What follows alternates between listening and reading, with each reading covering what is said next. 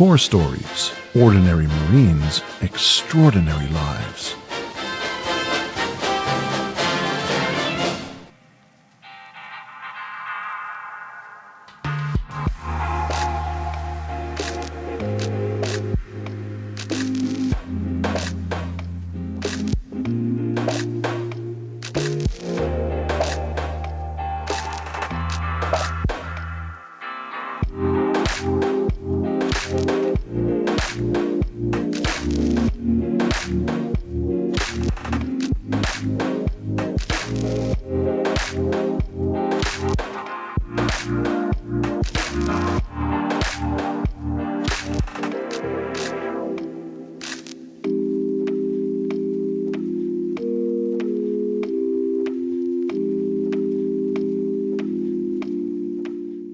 So my father was in for 22 years, so I pretty much grew up knowing all about the Marine Corps.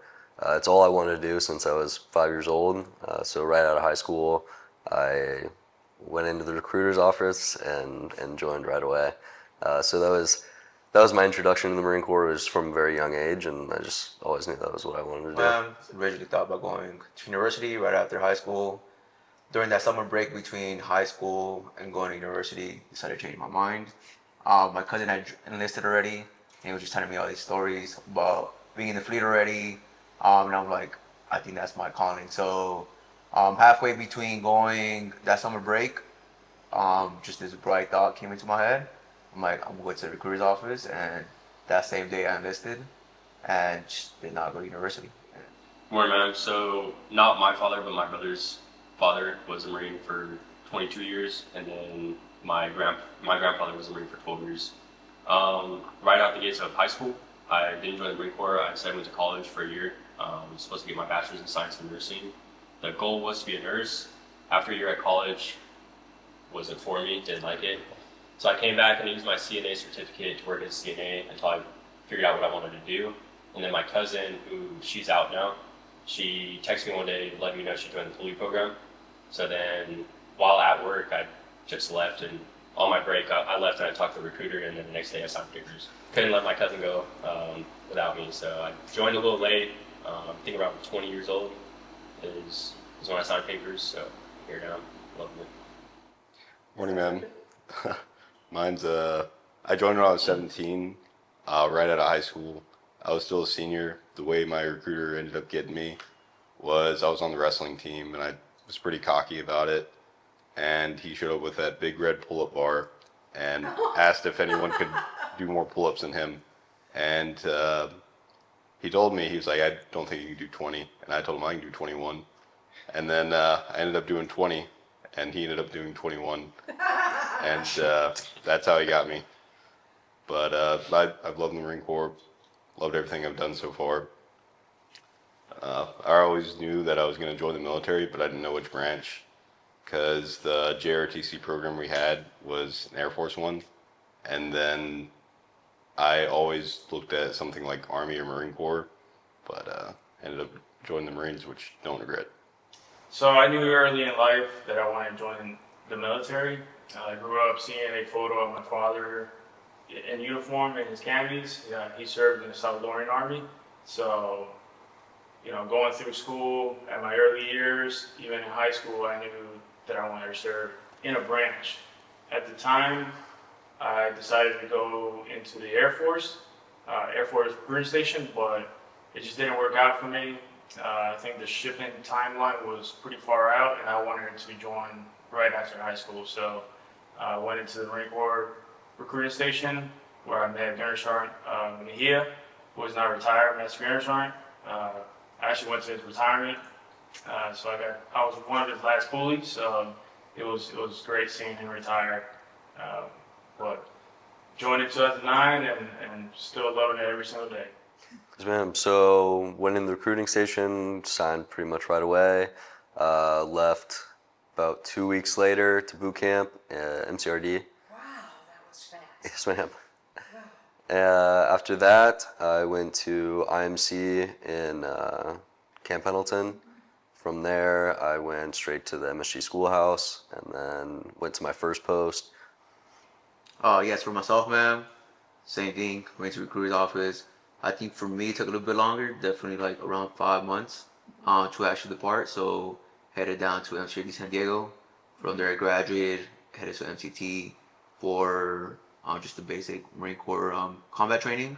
From there I headed to Camp Lejeune for my MOS school, which is combat engineering, Okay. and then landed at my first duty station in Camp Pendleton. So right after I signed the papers and deployed program, the day after, I was lucky enough to ship a month. After that, boot camp in the West Coast. Following boot camp with the MCT, also on the West Coast, and then after that, still continued to stay in the West Coast in Camp Pendleton for my schoolhouse and in Camp Del Mar 21 area as the amphibious assault crewman. So immediately after that, they grounded deployments for the MOS because there was going to be a big phase out for those vehicles. So I spent the next 4 years in Camp Pendleton. Although I was lucky enough to get 2 deployments for security forces, nothing to do with my MOS. And then, Where were they? so my first deployment, I hardly call it a deployment, but my appointed place of duty was in Saudi Arabia it was 45 days on the dot. And then after that, last year, I was in the Philippines for 6 months, from January to June, almost July. For myself, since I joined right out of high school, I was in the delayed entry program for around 11 months just because I had to graduate before I could get sent out. I was only out of high school for maybe like 20 something days, then I shipped out. For going through it, I went to Paris Island boot camp, and then I stayed on the East Coast and went to Camp Geiger for ITB, or Infantry Training Battalion. After that, I was fortunate to become an LAV crewman, so I got sent to Camp Pendleton for training for about 2 months. And then my first duty station was 29 Palms, California. After that, I was fortunate enough to get a UDP to Japan, as well as getting a MU, funnily enough, to Japan and Guam. And then after that, I talked to a career planner about getting MSG program because I was about to get out of the Marine Corps. And fortunately, they had seats open as well as spots for O3s to go in there as well. So for me, shortly after graduating boot camp, went off to Marine Combat Training Battalion. After graduating there, I went off to my MOS school, which is more transportation. So once I graduated, I went into Combat Logistics Battalion 8. So I was a part of COB 8 in 2010. Was it Lejeune? Camp Lejeune, North Carolina. So once I arrived, immediately went into doing workups, and then I found myself overseas, deployed in Afghanistan shortly after. So I did a couple of deployments with COB-8 to Afghanistan. So I spent the majority of my Marine Corps career in Camp Lejeune, and then I did a short tour in New River, about 2 years. I was a part of the Wing unit, and then I transitioned to becoming a combat instructor. So I spent 3 years as a combat instructor, and then once I finished my tour there, immediately went over to Okinawa, Japan, where I served 3 years in Okinawa, Japan, and then found myself again back in Camp Lejeune, where I was part of the truck company in Airport Battalion. So before going into the recruiting station, I had never heard of the MSG program. Went in originally, I wanted to do something else. I wanted to go in for comms, and my recruiter said that they had a spot open for MSG, told me all about it, and I was sold. I wanted to travel. I wanted to go see new places, and so that's what I've done. Don't regret it. For myself, ma'am, I found out roughly almost a year and a half in. At the time, one of my corporals was coming on the program. He's like, I'm going to be a Marine security guard, and I was still not aware what it was. So I kind of asked him the question. I'm like, what's the job entail? We're going to be guarding embassies, X, Y, and Z, and I was still like unaware what it actually involved. So kind of had that in the back burner when my time came to re-enlist. I knew I was going to re-enlist. So the plan was either go MSG or EOD at the time. So I was in Northeast in Australia at the moment when my time for enlistment came. And me and my roomie at the time before I deployed, we're kind of on the same boat on what was next for us. And for himself, he thought about joining the MSG program as well, so I kind of just follow his footsteps. So I'll follow you, and I mean, it sounded like a great idea. So yeah, continue on with that, and then at the moment as well, I had a staff sergeant in my platoon that just came off the program, so kind of sold it to me a little bit better, informed me more of what the job entailed, and I'm like, this is great. I get to travel, get to work with the Department of State. I think it'll be a good thing if I decide to get out. Help me for a career outside the Marine Corps, and then within the Marine Corps as well if I decided to do the log work. For myself, man, it was in 2023. I was at a rifle range with one of my buddies, and one of his friends was talking about how he just came off the MSG program, and I kind of overheard it. I was like, don't even know what that is. He started showing some pictures and videos of his time overseas, and I caught a couple glimpses of it, and I was like, wow, it's pretty cool actually, to be able to go from wearing a suit to Marpat to dress blues to beach wear was kind of unreal at the time. So I had that in the back of my mind as well, because around the same time I was up for reenlistment, if I wanted to reenlist or not. I was heavy on the side of getting out. I was kind of done with third tracks. Wasn't really many deployments coming our way, even though I was blessed enough to get 2 of them. But I still wanted more. I wanted to travel a little bit more. So I reenlisted in the Philippines under an MSG contract, so I had that guaranteed. And then here I am, loving it. Wow. My story's gonna follow the exact same line. Joined MSG back in 2022 early, and right before I was about to get out of the Marine Corps, I had the option of, getting out or trying to re-enlist for something else. I had heard about MSG only because my buddy, he joined it just to try and do something different because his MOS, they weren't really doing much. Mm-hmm. And he told me about it, we texted about it, and he was going through the schoolhouse. And at first I was like, oh, that sounds pretty hard, but it sounded like it's going to be worth it in the end. And then whenever I talked to my career planner, he had mentioned you can do this job or this job or this job, which all of it sounded cool until he said MSG. And then I was like, wait, go back to this one because I want to hear more about it. And he told me, for Marines coming from the fleet, they can go overseas to 3 different locations, and then if they want to stay in the Marine Corps, they can. If they want to get out, they can, which that completely sold me on it. As soon as he said overseas work, I wanted to do it, make all the connections I can, and then also meet new and great people. So I heard about it from a mentor of mine when I was a corporal. At the time, I got married early in my career, so I wasn't able to submit or put a package in because I was married. For Washington. For Washington, yes ma'am. So my mentor served as a detachment commander, and then, years went on, and, I started hearing more from other They didn't have that program at that time. They didn't have the detachment commander, the directed detachment commander program at the time you first heard about it when you were a corporal, did they? So he served as a detachment commander. But without being a watchstander? Right. Oh. So he was not a watchstander. He was a drill instructor prior to that, and then he was promoted to staff sergeant, and then he served as a detachment commander for 2 MSGs.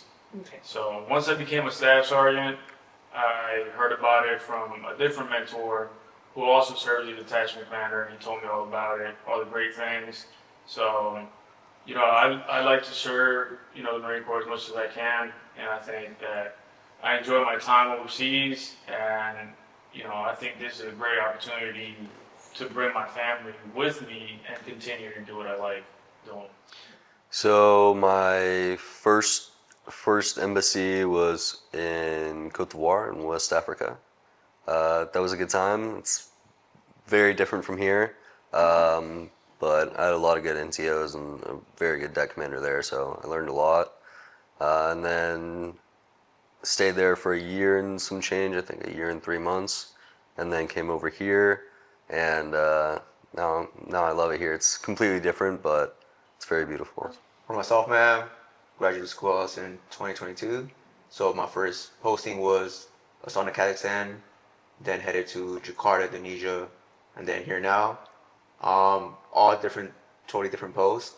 Did Astana when I was out there I believe the second coldest post in the program. So coming from California, it wasn't the best for me. My deck command at the time, he was like, sorry, but like Corp at the time, like Corp, when are you gonna get your jacket?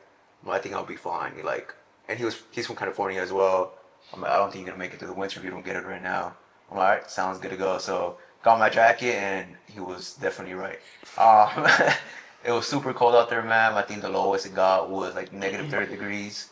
So just coming out, your nose hairs would freeze. Your lips will be chapped all the time. So chapstick was mandatory out there. Um, but it was still a developing city, so there was not much to do while I was there at the time. And then departed there. As I went to Jakarta, Indonesia, and I had a great time out there. Once again, Warmer there. yes, exactly, man. So the jackets that you had there did not come into hand at my second post. So was there, yeah, exactly. A lot warmer, super humid, super populated. A lot of people out there, but had a great time. And then arrived here practically the same time as Lance Corporal Rayfield. So been here for 10 months, and I've enjoyed it. So every posting's been great. Just learned different stuff every posting, different cultures, gotten to travel within each post. So definitely enjoyed it. So for me, man, I graduated last year from the program in 2024 and arrived here in January. This is my first post, and it's coming up on 5 months, almost 6 months now. So still have a lot to learn and a lot to do.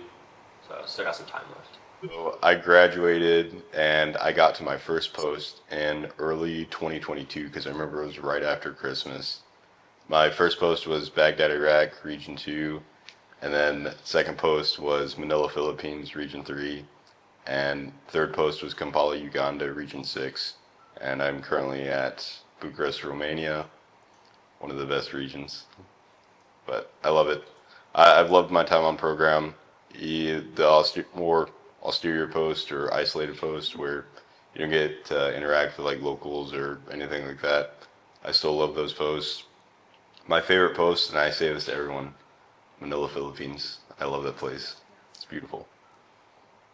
So for me, I started off in Guayaquil, Ecuador, Region 4.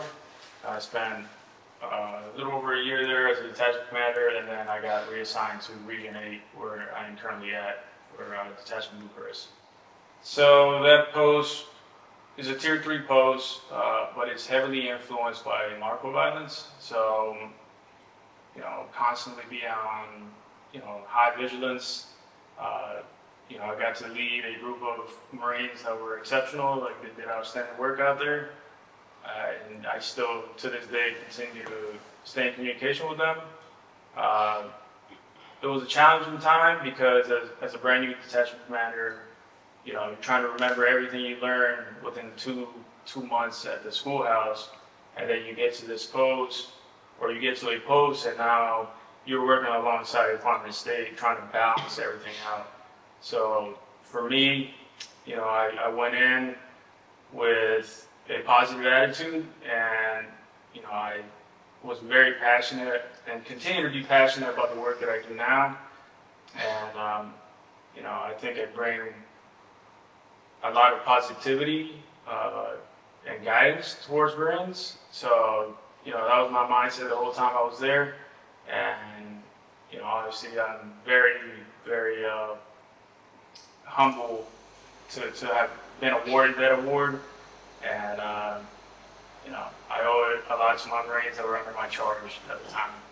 So we have another junior Marine here as well. It's his first post. So I feel like I can kind of help him out in navigating what the MSG program is like as a junior Marine. As I've already been to one post before. So I think I help out in that sense with him and understand the struggles of what he's going through, adapting to all these new things. In terms of life, I would say I think I'm a pretty funny guy. I think I try my best to light up the room every chance I get. But For myself, man, I said this is my third post now, so I'll be going on to my fourth post after this, so extending the program. So Yeah, I think every posting has, even though we do the same job every post has a unique part of it. So you learn something new at every post. I've learned something new here that I didn't learn in my previous posts. So I think carrying on to my next post, I think it would just be just the experience on the program. Um, was in the fleet before, so trying to just help MGPES, so the junior Marines, and then the fairly new NCOs coming into the program. Kind of just mentoring one another, helping the NCOs as well as the MGPES.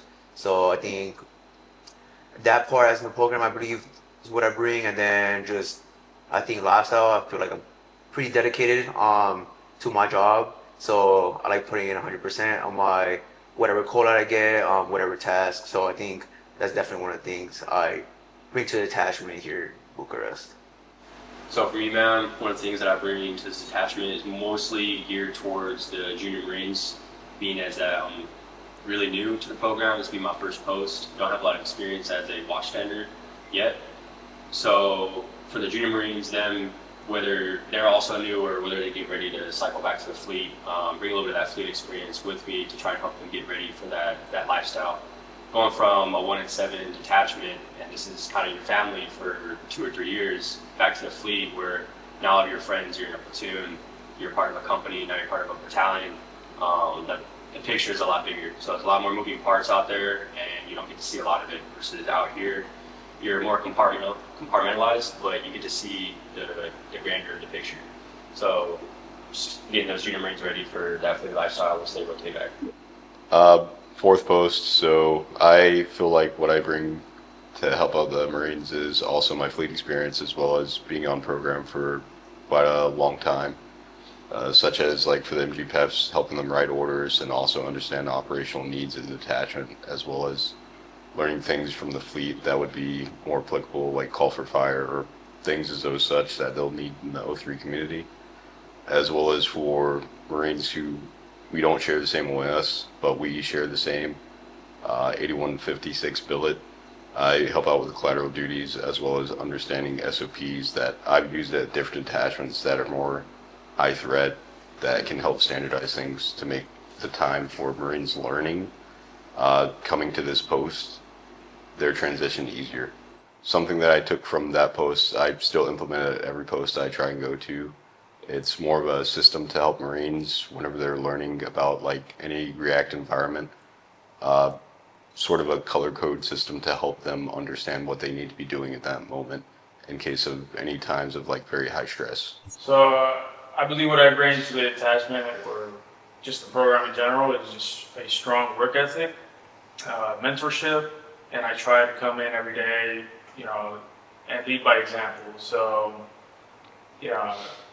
at the end of the day, like we're in a foreign soil, and this is all we got. There's other branches here, but we are a family, so that's what I try to bring, that family mindset as well. I try to be involved in everything, bring us together, whether we're doing a function or we're coordinating things through the Department of State to bring awareness of the Marines. So. I try to keep that, going each and every day, and I think I've been fortunate enough to have it work out for us. So. I would say from the debt specifically, we have really good NCOs and staff NCOs here, an amazing debt commander. So I've learned a lot from them, the work ethic, like Gunny just said, the making sure it's a family as well, not just all work all the time. Taking care of your Marines, making sure everyone's doing okay. So I definitely want to bring that to wherever I go next, and when it's my turn to lead Marines, I want to be able to do the same. From Bucharest, I would say I would take away that I need to travel more and experience all the different cultures, because I love Romania. I love the people here. I love everyone I meet. And it's a big world, so I'm sure I'll go to many more places and feel exactly the same way. For myself, man, something I plan on taking on I think just from the program in general, I think it's molded me a lot from the fleet. Kind of changed my mentality from that fleet mentality to just working over 4 and now. Just the program kind of is a different shift from your MOS to now. So I think for myself, working in these smaller groups allows me to interact with junior Marines a lot more now, and then NCO. So we kind of just mold each other, learn from one another. So I think that's been great for myself. So as mentioned before, going on to my fourth post after this. So I hope to bring a lot from what I've learned here from just the stuff that I learned from operation wise to the stuff that Cesar Perez or Goodness Harry Rodriguez has taught me, carry on to my next post, and then I'll be heading back to the fleet after that. So I think everything I've learned in the program now will help me even back in the fleet, potentially picking up staff NTO before arriving. So I think it'll be a big change from coming from the program as a corporal to possibly parting as a staff NTO. So and I think just within Detachment Bucharest, just being here at this post, I think yeah, super big thing travel. I always had this issue of exploring the city where I live at. Just in that mentality where I'm gonna be here for a year, so there's no really need to explore it now. So Sassar and Press have done a good job on doing stuff in the weekends with us, just planning stuff out. I'm not the best planner myself, so he's done that for us. So trying to go out, going to restaurants, going on hikes, museums, just exploring different places within the area. So definitely big thing, just exploring within where I live. So for myself, I think the biggest thing I'll be taking away from the McKesson program is flexibility. Because back in the fleet, it's pretty much a 9 to 5. You wake up at a certain time and you're expected to go home at a certain time, and then you don't have to report back to your job until the next day. And the McKesson program is not like that. You could be at work all day and you got some more business to take care of later in the evening, sometimes in the middle of the night. It's not a bad thing. I think it's a great thing. Just be on top of your stuff and being as flexible as you can. So from Bucharest itself, I like to take away the culture and share that with people that I meet later on, whether it be other Marines or just other people in general. Like I said, I've been to Saudi Arabia and the Philippines and now Romania. So all three entirely different cultures, different lifestyles, different things to see. Everything's different wherever you go. So being able to bring that and promote the MSG program and just the travel opportunities is what I'll be taking with me to my next post and then as well as back to the fleet. I just think that the lifestyle that the Romania has just come out of within the last 40, 50 years to how they're thriving now is kind of one of the biggest things that someone could take notice of and apply that to maybe how they live their lives. The biggest thing I love this program is that I can take away from it is that it's an SDA for detachment commanders, but it's not an SDA for watchstanders. But the thing I love about it, and I reiterate this to almost every detachment I've been at so far, is this is an SDA, not really, but it is. And Not really. it is. It's kind of a weird little middle ground. But the biggest thing about it is your individual effort towards your collateral duty as well as yourself has leaps and bounds to show like the individual Marine. And that's why this program is so special, is that it's your individual effort as a watchstander or detachment commander that will show how much progress you've made or how much progress you have not made. And that's the biggest thing I'll be able to take away from the fleet, since I'll be not a very new staff NCO, but a staff NCO who's been on program and not in his main MOS for quite a while, is that I know that my individual effort that I'll show for the Marines that I'll be working with, as well as like the lieutenant or officer that's appointed over me, to show that my individual effort from this program, just because I haven't been in my main MOS, will help reflect to help out those Marines or those officers. Bucharest itself, the biggest thing, what I love about it, the hikes, me, Sergeant Padilla, and Lance Corporal Rivera did a very good hike where we, I don't say we got lost because we never get lost, but we did end up making the hike a little bit longer than it was supposed to be. For travel piece, I have a notepad that I keep with me on my phone of like all the places I go and travel. I'll make sure to pass to everyone, that way they get good points of reference on where to go and places to stay away from in Romania. So I was recommended for the MOS of 8157, so career detachment commander. So, I'm waiting on the final approval from my monitor. Upon that, I will continue to stay on this program for quite some time until I retire. So, I just want to make sure that, I take everything that I can and continue to learn each and every single day from not only my Marines, but just in general at each individual post. And, I want to just continue that forward progress moving forward.